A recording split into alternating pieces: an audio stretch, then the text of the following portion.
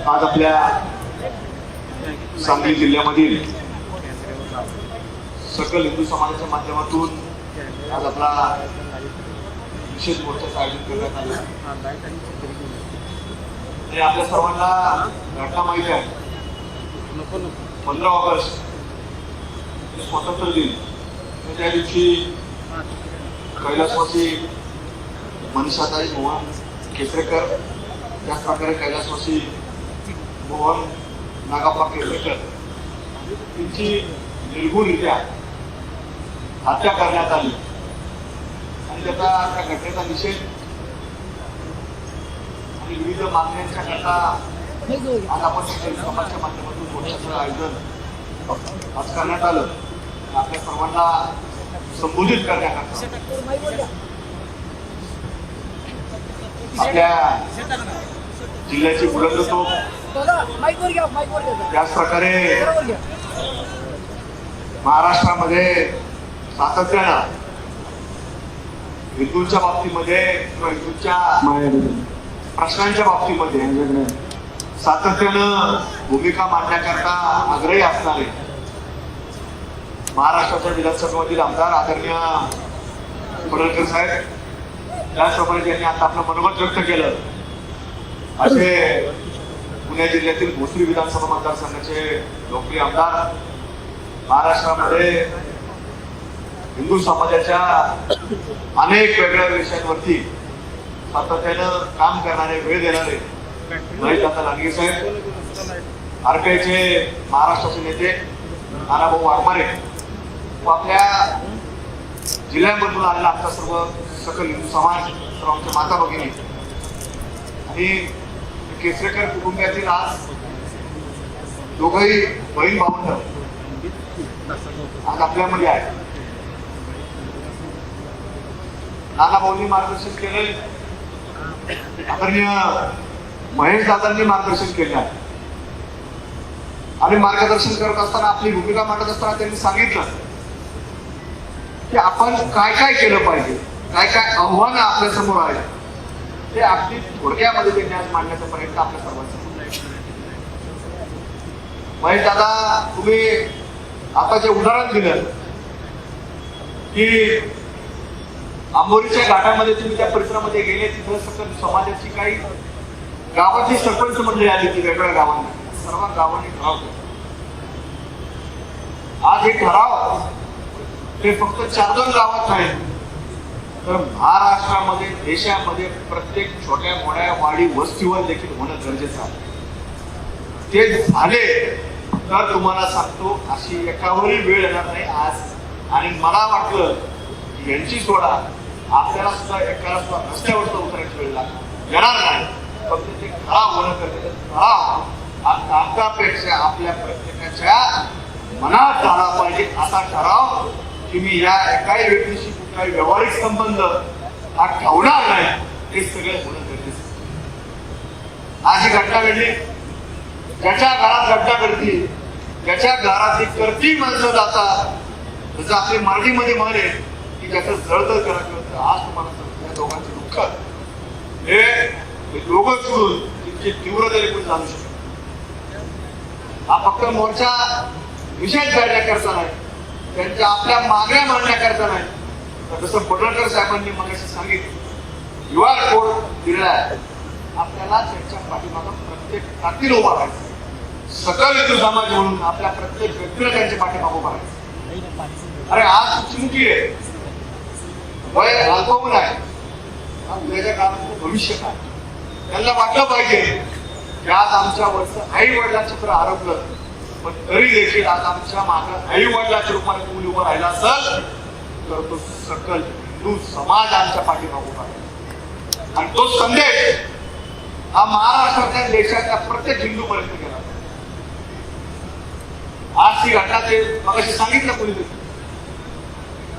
म्हणे घटना घडली, त्यांच्यातला एखादा तो टोपरा आणि हळूच काहीतरी एखादी बातमी सोडून पोलिसांमध्ये वेळावा थोडा म्हणून मानसिक आपणही ती थोडी बातमी चालू आहे.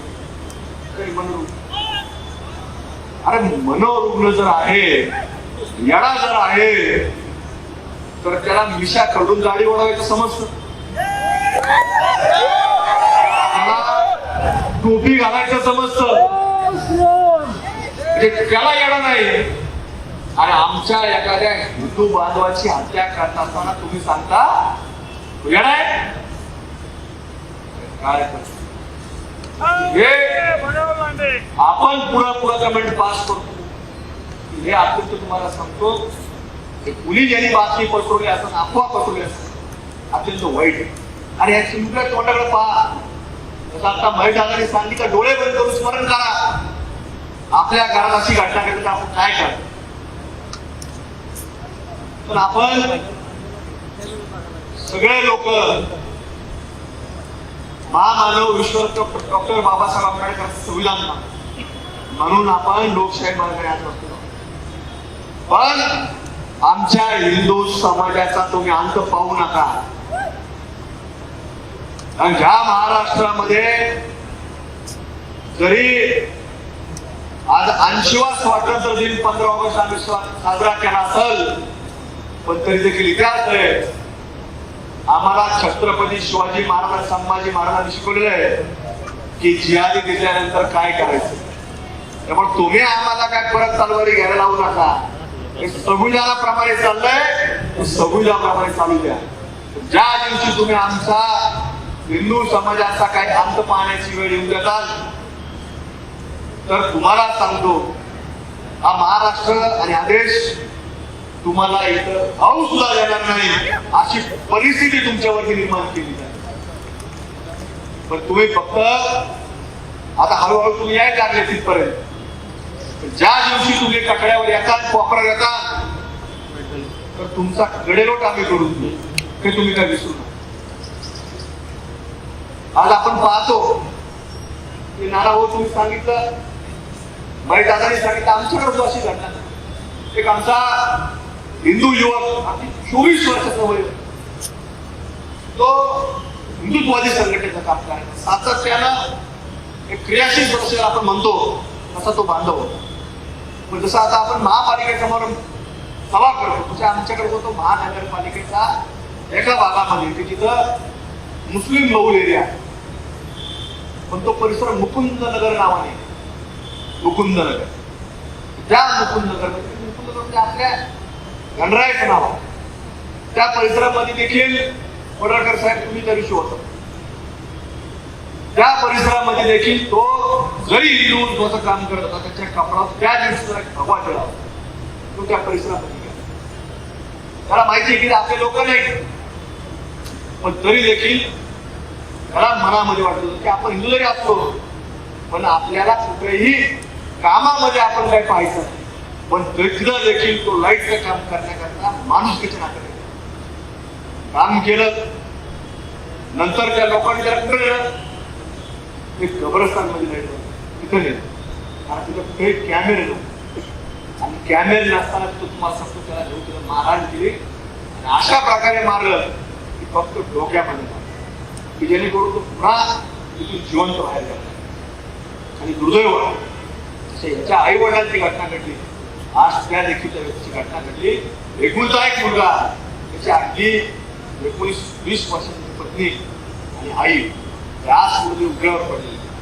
म्हणून तिथे देखील आम्ही पडळकर तुम्ही त्याची भूमिका घेतली की फक्त निषेध मोर्चा नाही काढायचा, आंदोलन नाही करायचं, तर त्यांच्या पाठीमागे ताकदी उभा राहायचं. त्यांच्या देखील घरातल्या संरक्षण करता आम्ही आता प्रयत्न करतोय की शासनाकडून नोकरी मिळाली. तिथे देखील आम्ही प्रयत्न करतोय की फास्ट ट्रॅकवर जे खड्डा चालला पाहिजे त्या लोकांना फाशी झाली पाहिजे, एक स्पेशल सरकारी नोकरी मिळाला पाहिजे. तशी आपली देखील प्रत्येकाची जबाबदारी आहे की पडळकर साहेबांनी सांगितलं की मंगळवारच्या दिवशी हे पुढचं नियोजन करण्याकरता आमची बैठक आहे. ती बैठक घेतली जाईल, यांचं शाळा, त्यांचं शिक्षण, मार्गदर्शन शिक्षण याचं देखील नियोजन केलं जाईल. आणि एवढ्यावर थांबणार नाही, तर यांचं ज्यावेळेला वय पूर्ण होईल, शासनाच्या अटींमध्ये ज्यावेळेस वय पूर्ण होईल, त्यावेळेला ह्या दोघांनाही महाराष्ट्र सरकारकडनं किंवा कुठल्याही शासनाकडनं यांना एक सरकारी नोकरी मिळाली पाहिजे अशा प्रकारच्या मागण्या आपल्याकडे जाणार आहेत. त्याचा पाठपुरावा हा फक्त आमच्यासारख्या तिघा चौघांनी नाही, आपल्या प्रत्येक व्यक्तीचा जबाबदारी की आपण सर्वांनी पाठपुरावा करायचा. हा संदेश आपला कुठे हिंदू कमी पडता कामा नये. इथं आपली मागणी आहे की इथं आपल्याला ऍडव्होकेट हसन निंबाळकर साहेबांसारखे वकील या केसमध्ये गेले पाहिजे की ज्याच्यातनं ह्या सगळ्या लोकांना लवकर शिक्षा झाली पाहिजे. आता महिला मगाशी घोषणा देत होत्या की फाशी द्या चौकात द्या. तुम्हाला सांगतो ती वेळ लांब राहिलेली नाही. ती वेळ लांब राहिलेली नाही की जे जे असे कृत्य करतील भविष्यामध्ये ती वेळ येणार आहे की त्यांना चौकामध्ये फाशी दिली जाईल. तुम्ही त्याची काळजी करू नका. ती वेळ हाताने आणून राहिले ते होणार आहे. कारण की आता हिंदू आपला एकत्रित यायला. आणि पूर्वी असं होत नव्हतं. पूर्वी आपण पाहायचो की लोक म्हणजे त्याचे वैयक्तिक भांडणे, त्याचं अमुक झालंय, त्याचं तमुक झालंय. यांचं सुद्धा तुम्हाला सांगतो 7-8 महिने रोज काही ना काही ड्युटी असतो सांगतो. आज हे कुठं त्यांना वाटायचं की आपण बाहेर आलो तिथे पोट भरायला आलो. अरे पण पोट भरायला काय पाकिस्तान मधून नव्हते आले. हे हिंदू आहेत आणि हिंदुस्थान मध्येच राहायला पाहिजे याच भूमिकेत ते आज आपल्या महाराष्ट्राच्या विशेषतः सांगली जिल्ह्यामध्ये आहे. तर आज एक फार मोठी घटना त्यांच्यावरती घडली आहे. तर त्यांना आपण सर्वांनी आज आपल्या उपस्थितीने त्यांना आपण विश्वास दिलेला आहे. हिंदू समाज त्यांच्या पाठीशी. त्यामुळे आज दोघांना एवढं जरी समजत नसलं तरी आज त्यांचे वय अल्प होईल पण तरी देखील आपल्या सर्वांच्या माध्यमातून उपस्थितीच्या माध्यमातून त्यांना लक्षात आलं की आज हा हिंदू समाज आपल्या पाठीमागे. तुम्ही काळजी करू नका. सगळी लोक तुमच्या पाठीमागे उभा राहतील आणि प्रत्येक पावलं ही सगळा समाज शेवटपर्यंत म्हणजे अगदी तुम्हाला नोकरी मिळवून देऊपर्यंत आणि या तुमच्या आई वडिलांच्या मारेकऱ्याला फाशी मिळेपर्यंत सगळी लोक तुमच्या पाठीमागे राहणार आहेत. हा विश्वास तुम्हाला मी या निमित्तानं आज देतो. आणि अधिक सवयीने आपल्याला देत नाही तर निश्चित एवढंच सांगत की ज्या वेळेला हिंदू समाजा बाबतीमध्ये अन्याय होत असेल आणि अशा अफवा जर कोणी सोडत असेल की मनोरुग्ण होता, अमको होता, तमको होता, ह्या कधी कुणी भानगडी तुम्ही पडू नका. तर आमच्याकडे ज्यावेळी धीरसिंग परदेशींची हत्या केली अशाच प्रकारच्या वेगळ्या अफवा त्याच्या भांडणातून झालं, अमुक झालं. आम्ही म्हटलं तरी भांडणं झाली असले, जुने भांडणं असले, नवीन असले, 1 तासापूर्वीचे असले, त्याला काय हत्या करण्याचं लायसन्स कोणी दिलेलं नाही किंवा अधिकार कोणी दिलेला नाही.